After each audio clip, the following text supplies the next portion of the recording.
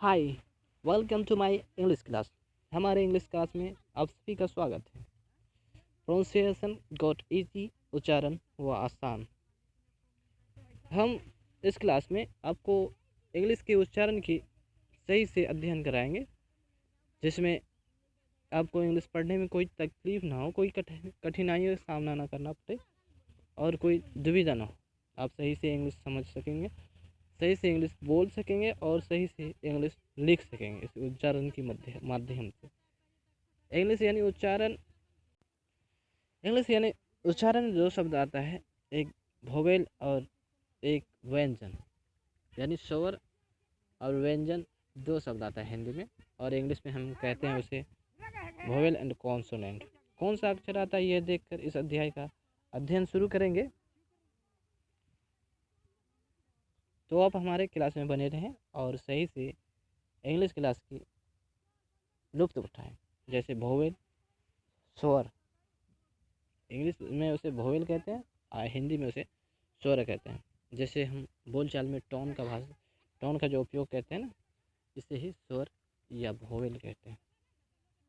जैसे है ना, ओ, आ, हर्षई, दीर्घई, हर्षो, दुर्गो, इसी टाइप से। ओ बराबर ए, आ बराबर ए, इसी टाइप से अलग अलग साउंड है। हर्षई, आई, दीर्घई, जबल ई, यानी हर्षई दीर्घई को आई और डबल ई से सूचित किया जाता है। तथा हम देखेंगे और भी बहुत सारे टोन सब हैं। हर्षो, यू, दुर्गो, डबल ओ।